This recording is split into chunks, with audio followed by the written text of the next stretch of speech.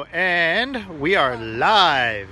At Keeler Gardens on May 2nd May Day was yesterday. for What's in Bloom. What's in bloom, Gina? So if you've followed along on our Instagram posts, is Instagram called posts? Yes. Okay. Yes. Wow, people are just lining up already. Long Michelle's here, Shelly's here. Hey everyone. All right, so see they're all here lining up because they get notifications.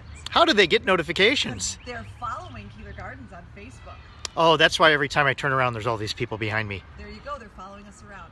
So, I'm going to briefly reiterate who Keeler Gardens is because we had a couple lovely people walk by today who weren't familiar with us. They'd heard about us and our neighbors speak very highly of us, but they were unclear that we're actually a nonprofit charity. We're here for you.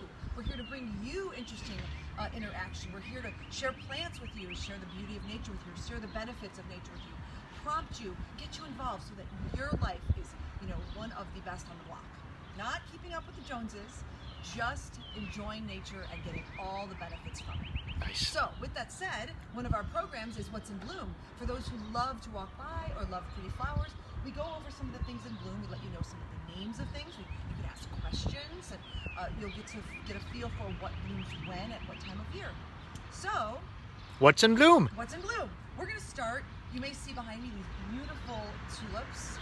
One day this week we are going to go over bulbs again. We have a lot of bulb conversations to go over.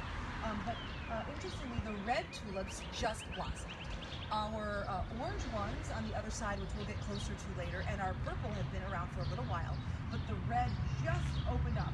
And the red are extra special. If you notice, their stems are also red, which is really cool. Dayrod says hi. Hey! Down. Down, okay. This is Siberian bug loss. Look at this beautiful blue flower. Now this is the variegated version of it. See how the leaves are tipped in white? You gotta come see this if you're in the neighborhood. And you may find it on our Instagram. I do have a picture of it on Instagram. The electric nature of this sort of a lavender blue color, it's accurate. When we're standing here, it's almost like it's got like a light bulb from within. It's a phenomenal color. So this is, like I said, the variegated version. We have the non-variegated version where the leaves are just straight green. We have those in the back. Those aren't blooming yet, but they're on their way. So this is Siberian bug loss. Brunera is the name of the plant. This is, it's lovely. It's right at the entrance way here. It's a perfect welcomer. And as it gets bigger, we might split it, and then we'll have it in other places in the garden. Cool. All right? So we're going to move along this way. Which way? This way. Okay. We've talked about our daffodils and our hyacinths. We're going to step to the side while we social distance from guests walking by.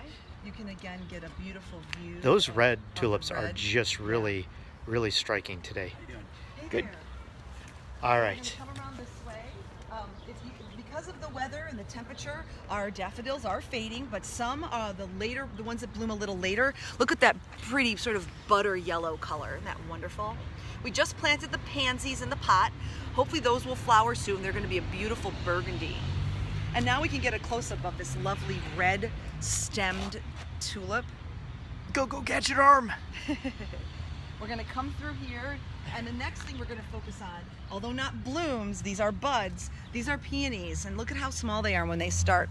These buds will get like that big, and then they'll open into these incredible flowers. We'll follow these along. And through then the we'll cut season. them and you people can have take them. Another one that we featured on Instagram. Can you get in here for me? This is called Cheerfulness Daffodil. Oh. So there's like 3 little baby daffodils, 2, 3, 4, depending, on every stem, and they're multiple layered. They almost look like a gardenia, or like a cluster of petals, and then they have these beautiful yellow centers. I love those. Those have been around here in the garden for like more than half a dozen years. That's why I love them. They're perpetual. We're gonna go this way so you can see the beautiful, wide open, early blooming orange. And some Now, of the pretty purple. are those Roger tulips or? Yes. So we installed these tulips over the course of many years, and there used to be a lot more. These were given to us as a gift years and years and years ago. 7, 8, 9, 10 years ago, and they've lasted all this time. It used to be a lot more, and daffodils are very dependable. Tulips aren't as dependable for return year after year. So I don't know if you can see. Can we come around? So Yeah. we can point these out? These little guys, they got a little heavy from the rain. Oh, Ooh, hi, pollinator. everybody. Imagine that, a pollinator in the pollinator habitat. So these look a little bit like snowdrops. They look a little bit like Lily the Valley. If you can see the little, each petal. I was distracted by the butterfly. Each petal is tipped in Where are green. you? There you are. This is summer snowflake. It's leucosium. It's beautiful. When they're sort of standing upright, they look a little bit better. They just got a little beat up. We showed those, I think, last Saturday, though. Oh, we did? Or recently. Okay. So then we're going to move out of the pollinator. Ooh, I want to see that. What do you look There's a beautiful orange with red tip tulip between the tree and the... Oh, the fiery one. Yeah, look at this guy. So his base is orange and his tip is... And we'll show you a couple pretty orange ones in the back, too. We might have to get a picture of that. All right, cool. So over here, we have... Remember we talked about moss phlox? Yes. In the past, and we'll show you those flowers. This is the woodland phlox. So moss phlox is low It's to the from ground. Texas. No, not the woodlands. I'm sorry, everyone. Ed's making a joke again. Okay, so this is the woodland phlox. See, all these guys are it's gonna be covered in these beautiful flowers. And then come and look over here. More blue. Guess who just tuned in? Who? Maggie. Oh, hey, Maggie. Thank you for the whole publishing thing. We'll talk about that soon. These are Virginia bluebells. Get it? Bluebells. And they're just one of the reasons that different plants are so unique. It's not just the flowers. These leaves almost look like silk. They're so like matte but rich, and they're just, the leaves are so beautiful floating. And then they have these beautiful purple blue flowers. And the buds on these are gorgeous. All right, let's make our way over here. All right, I think we're gonna go, we have one really amazing thing to show you in the back. So we're gonna walk along the side and show you more flocks. You can see we attempted to make a river of muscari. Can you show them the river? See the river? It's blue. It's blue. See the river? It's got some breaks there. We're working on it. All right. The river is not flooding. I don't know. Did we mention Pasque flower last time? Yes. This is. Oh no, maybe. This is the Pasque flower. Now this one is a little special because it's got both purple and a white bloomer on the same plant. Oh, that one down there too. Yeah, so it's got another white one here, but it emerges so fuzzy and velvety. Oh, I think we did talk about this one. Yes. And then when we saw it last time, it wasn't open yet. Now it's open for us to enjoy. We have our guest star. Hey! Pay Hi, our attention to supporting me. All Such right. a diva. Let's move along. All right, and we're gonna go. Did we talk about Sanguinaria last time? Yes, we did. All right, we're gonna keep moving. Because in the back, we have our wonderful show. We can't hear you. We have a wonderful show in the back. Oh, I should be stopping here and looking up. Quick. Oh, so yes, on Instagram, I posted a close-up of the pear tree flowers. Ed, if you look left to the window. See the window up there, guys? Can you see there's a window right there? I hung out that window Okay. to take the pictures. They're beautiful. Blue sky is fantastic. All right, so 2 things back here that are wonderful. We have another run of beautiful tulips. There's some really unique orange ones in the back. We have a pollinator, a big bumblebee coming around. Oh, can I look to the right here? While we're Please. here, look at that display. That is anemone at the bottom, windflower, and then mixed in with the hellebore, and then all the beautiful fritillaria in the background. All right, and so then, the light blue is... oh, this is anemone windflower. Okay. This is, both of these are hellebore, both We've the white talked and the about purple. those. Oh, there is white and This purple is now. fritillaria, the guinea hen flower. That's lungwort, or The blue and pulmonaria, purple. pink and blue. And then this is bleeding heart on its way. Oh, it's on its way. And then, I don't know, can we get the other bleeding heart easily? Not really. Here, gently. I'm gonna, look, I'm the cameraman all of a sudden. Oh, am I doing this right? So, this bleeding heart, look at that. It's a all white bleeding heart. It's called Alba. So that one is doing very well. Wait, this is gonna be a little choppy. Grab that, Ed. Yes. Okay, go to the rose garden. Our neighbor, You're live, John, on TV. we're live on TV. You're live on TV. So we talked about the moss phlox, and I'm going to focus on there right now. See how low it is? And this one compared to the other, and this one is a beautiful purple. I don't know if you can see that. Look at that. All right. And then the one unique thing that we were going to focus on today, look at this. So I just showed you the fritillaria, the guinea hen flower in purple. We have one white one. It's same plant, it's just in the white version. So that'll open this week, and we'll take some pictures of that. And then we're going to come around here. Smells so good. Because we are inundated with the beautiful scent of this guy. Let's see if we can. I'm going to put Ed back on the camera because he's so much better at it than I am. Can you do it so that the tree has got the greenhouse behind it so people can really see the flowers? I can try. So this is our cherry tree. Oh, did you read the comments that Maggie said? No, I didn't see. That's when you're the cameraman. You're responsible for that. Sorry. She said her bleeding hearts die, and she said, and a little bit of my heart dies with it. Oh. Does with it. So do you mean like they fade out every spring, or they don't come back for you? Because ours come back every year, but they bloom and then they sort of fade away, and then they come back next year. So we're gonna say a little heartfelt, reaching out to this bleeding heart. So when the actual pink one blooms, we'll show people why it's called bleeding heart. So this is our cherry tree. It has just a wonderful scent. It's like powdery. It's just lovely. Now, in theory, each one of these flowers is supposed to be a cherry. She said maybe it's because I keep them hanging. Oh, interesting. We will talk about that next time we see you. Or we'll do a whole bleeding heart thing. That'll be very interesting. All right.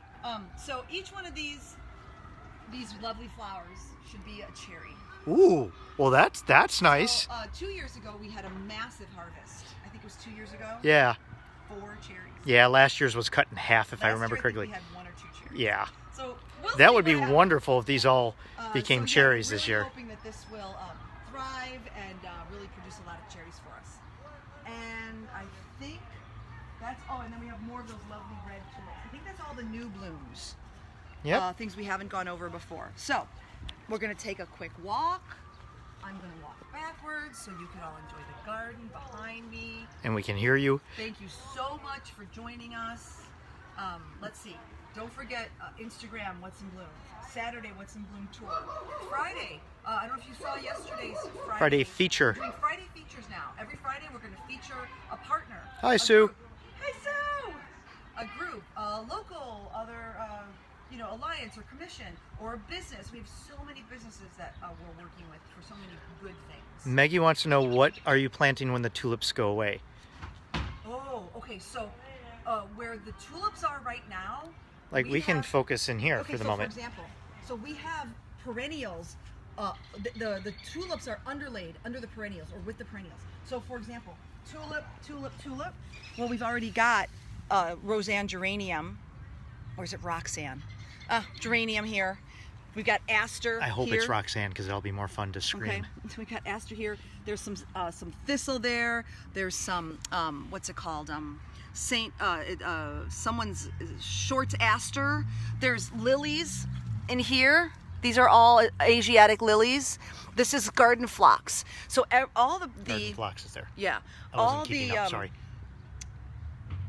All the spaces where you see tulips, as the tulips die back, the annuals fill it in. She's just leaving the garden store, picked up some clematis and a couple of gorgeous hanging baskets. Fantastic. Yep, thank you, Shelley. Roxanne! I'm so confused. We were talking about, is it Roseanne or Roxanne? And she said Roxanne. Because she was there at the store and she knows. No, Shelley was just saying Roxanne. Oh. Maggie is saying, so the plants along the side of the tulips and daffodils. Live is hard to keep track. I'm telling you, so two conversations sorry. at once. Did I answer everyone's question? We'll go back and look at the Because comments. we love that everyone is interacting and participating with us. This is fantastic. Yes, I got it. So Maggie's now back to, so these plants all grow alongside the tulips and daffodils. Yes, they do. And because the annuals, the perennials, our perennials take so long to wake up. Yeah. That's why we started interspersing all these spring bulbs in here, because we were without the bulbs, it would be like end of May. It looked like the part of the garden right behind me that I'm not showing anybody, that nothing's come up yet. So thank you for joining us for our What's in Bloom tour. Every week it's going to be different. Some things will get further along, some things will be in bud and then open, some things will close. Everything changes. We planted a whole bunch of seeds. We'll see how those are coming up. We planted mammoth sunflowers today, 12-foot sunflowers. I cannot So wait. I'm very excited about that. We'll see if that works out. See, it's like a baby picture. They're in there someplace. The seeds are in there. We'll see how they and grow. Then, so this is another What's in Bloom, benefit. We have this lovely arbor, and the view framed is this wonderful blossoming of our neighbors. Gosh, I should know the name of that. It's in the prunus family. See, you're allowed because Prunus it's not genus. on. It's not on our property. Yes. So thank you all for joining us. I hope you had fun. Really, it was really great to have you. Please, questions, comments. We're so excited about some interactions and possible partnerships we're going to be working on. As I mentioned, What's in Bloom almost daily on Instagram. Really pretty pictures. You'll enjoy that. Friday feature. If you want to be featured on one of our Fridays, let us know. If you want to go live with us, let us know. And then participate in our prayer flag program. If you're artistic, come pet the cats. We have so many things that we can do virtually. Maggie says sunflowers now? Okay, I'm going to run out and plant ours today. I put one of my potatoes in today. So if I had to instruct someone on planting sunflowers, I might say, well, you might want to wait till Mother's Day because that's when we're supposed to have our last frost. But it's been consistently mild, consistently pleasant. It hasn't, today's a little warmer, but it hasn't terribly spiked up or terribly We're still going to be in down. 40s though, in the evenings, but that's better than frost. All the 40s is going to do for a seed is it's just going to make it sort of freeze in place again. It's just going to hold. It's like being in a refrigerator. So it's not going to kill it. Gotcha. So as long as nothing's going to die, we just wanted to get going. We just wanted to get stuff out. Yes. We have a lot of seeds inside, like our zinnia, our basil, some of the things that we want to baby a little more, but I just didn't have the patience to do sunflowers inside. I thought we could get them started today. I'm just going to focus on the bee, as you're saying, our fondues, if he can sit still. Wow, Yes. they're busy. Okay, so yes, please, any more questions? And remember, everything that we do here, everything we talk to you about here is the way we do it, the way we've experimented, what we might be experimenting on newly this season. If anything contradicts or you're concerned or you're uncertain, please let us know because, everybody garden's different, every garden is different, we take chances and enjoy the beautiful bee. So thank you for joining us, and we will see everyone on Monday. All right, have a great weekend, everybody. Bye. Thanks Stay for safe. joining us, everyone.